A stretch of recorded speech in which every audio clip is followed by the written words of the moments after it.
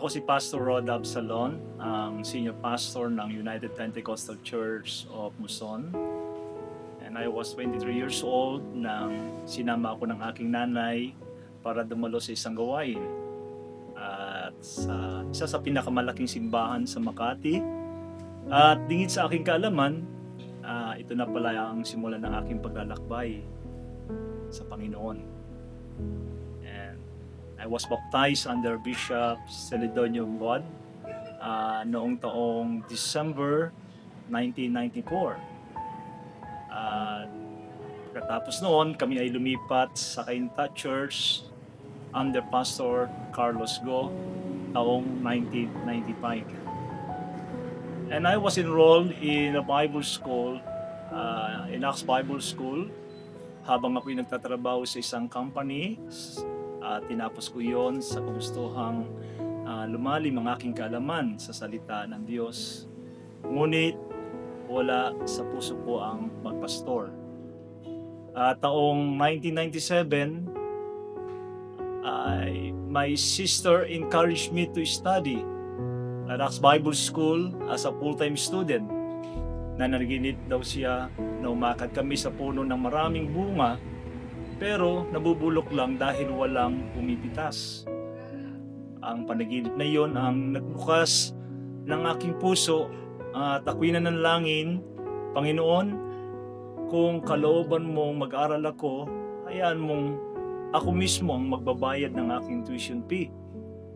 Sa unang pagkakataon ay nagalok ang aming company ng early retirement. Datapot ako'y nagdadalawang isip pa rin. Hanggang isang araw, merong isang pangyayari sa aming laboratorio habang kami ay nagtatrabaho, ay sumabog ang niluluto, yung chemical na aming niluluto, at na umaabot sa 240 degrees.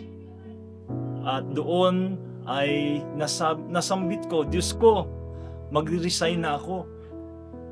Pagdating ko sa klinika, akala ko ay ang buo kong katawan ay puno ng paso, sapagkat nakita ko sa aking kasama na siya po ay buong katawan niya ay napaso ng chemical. At doon nakita ko ang himala ng Diyos, sapagkat niligtas niya ako at alam ko na may dahilan ang Diyos. Kaya noong 1998, that is April, ay nagpasya ako mag-resign sa trabaho, at ang pera na nakuha ko sa aking early retirement ang siyang ginamit ko pambayad ng aking tuition fee sa Bible School. At sa taong iyon ay sinimulan ko ang aking pag-aaral as full-time student ng Acts Bible School. At noong 1999, ako ay nagtapos. At pagkatapos ng aking Bible School ay nag-stay ako sa Cainta Church as a worker hanggang sinabi ng aking pastor na dito ka na lang sa Taytay magtayo ng simbahan malapit sa pamilya mo at dito ka magsimula ng gawain. Sumunod ako sa aking pastor, kaya taong 2000 ay nagsimula ang gawain ng United Pentecostal Church of Muson. Sa taong 2001, kami ay nagdiwang ng aming unang anibersaryo at ang mga ngaral namin ay si Pastor Serapin Evangelista. Sa pagpapatuloy ng aming ikalawang anibersaryo, ang ating General Superintendent Bishop Cesar Pistaño ang nanguna sa pagbabahagi ng salita ng Diyos. Dumaan ang taong 2003, pinunahan ng yumaong Bishop Celedonio Bod ang aming ikatlong anibersaryo. Sa panahon noon, we rented ng 3 taon, tapos nagre-rent lang kami. Pagkatapos, after ng 3 years, binigyan na kami ng palugit na hindi na kami magre-rent, kundi aalis na kami sa church na ito. So, we decide sa lahat ng saints na maghanap kami ng lugar para mag-gather ng gawain. Pero wala kaming makita, kaya yung isang elders namin sa church, Sister Glo, nag-decide siya na, sabi niya kay Pastor, Pastor, bakit hindi na lang ito yung ipag-pray natin na mapasa atin yung church na to? So, we gathered prayer and fasting that time. At nakakatuwa kasi sa panahon na nandun yung prayer and fasting, ang pabor ng Diyos talaga nakita namin. Na kumilos siya, at nakakatuwa kasi yung 4,000 na rented namin dito, ginawang rento ko for 10 years, and sa mga napakagandang blessing is wala pa siyang interest. So, natapos yung 10 years na kung saan talagang andun yung pagkilos ng Diyos sa lugar nito. At nakakatuwa kasi sa church na to, talagang makikita mo yung unity ng mga saints dito. Although may mga goat, pero mas marami yung tupa na sumusunod. So nakakatuwa kasi sa panahon na may mga pagsubok, sabi nga yung isang daliri na may masakit, ramdam ng buong iglesia. Pero nakakatuwa kasi talagang sa pananalangin, sa pag-aayuno, nandun talaga yung unity ng church. At nakakatuwa kasi sa iglesyang ito, pagdating sa mga pangailangan sa church, nandoon na talagang nagkakaisa kami. Hindi man mayayaman ang mga saints dito, pero mapagmahal sila basta sa gawain ng Panginoon. Kasi laging sinasabi nga ng aming pastor na kapag meron tayong proyekto, may blessing.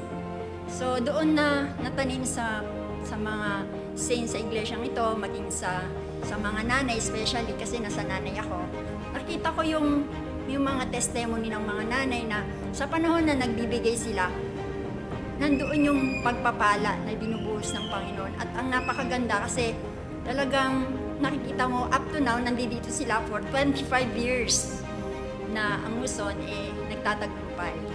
So isa ko pang nais i-testify nung 5 years on church. Naalala ko noon na meron kaming anniversary ng church. Talagang nag-prepare kami na sobrang bongga, pagkain. Tapos nandun yung namin, yung mga setup namin, talagang pinaganda namin. Tapos sa isang iglap for 10 seconds, 15 seconds, bigla ba naman kaming inulan. Parang nakakatawa pa dun sa anniversary namin na yon. Parang dun lang sa church namin binuhos yung ulan. Pero nakakatuwa kasi talagang yan yung pinagmamalaki ko nga, yung church talagang nandoon yung pagkakaisa namin sa ilang iglap lang din na nalinis naming lahat, naingatan naman yung mga pagkain at naging matagumpay yung gawain. Ako si Brother Arnel Residu at ako ay tumanggap sa Panginoon taong 1996 sa Saudi Arabia. Naging kabahagi ng Luzon sa taong 2000 at aking natuklasan ang pagbabago mula umpisa hanggang ngayon ang simbahang ito. At naalala ko noon ang church dati ay gawa pa sa sawali at puro damuhan pa ang paligid. Naging isang mabigat na pagsubok din dito ng ating simbahan ay ang pagkakataon na may mga bumabato sa church. At kapag nagagawain ay talagang tumatagos sa dingding dahil manipis lang ang sawali. Ngunit ngayon, sa kabutihan ng Panginoon ay maayos na ang ating simbahan at may second floor pa para sa mga bata. Grabe po grabe ang pagpapala ng Panginoon sa Luzon Church. At dahil sa pangarap na magkaroon ng mas maraming kaluluwa na madala sa iglesia, ay nagsumikap po na tayo na magkaroon po ng sariling sasakyan At yan po ang unang nasa puso ko dahil kailangan po talaga ng Muson Church. At dahil sa sakyan yan, ay sabi ko, Panginoon, total, mayroon na ang simbahan, ay talagang pangarap po namin na magkaroon ng sariling sasakyan ang simbahan. At sa kabutihan ng Panginoon, ay nagkaroon po ng sasakyan ang ating pong simbahan sa pamamagitan po ng lahat ng mga kapatiran dito po sa Muson. At yan po ay sa pamamagitan ng mga panalangin. At sa kabutihan at pagpapala ng Diyos, ang gawain sa Muson ay nagpapatuloy. Marami mang pagsubok, ngunit mas marami ang naging provision ng ating Panginoon. Hindi man nawawala ang mga problema, ngunit patuloy natin itong nalalagpasan. Simula noon hanggang ngayon, patuloy nating nakikita ang kapangyarihan ng Diyos sa ating mga buhay. At ang paglago ng simbahan ay isa sa patunay na ang Panginoon ay kailanman hindi nagpabaya sa kanyang mga anak.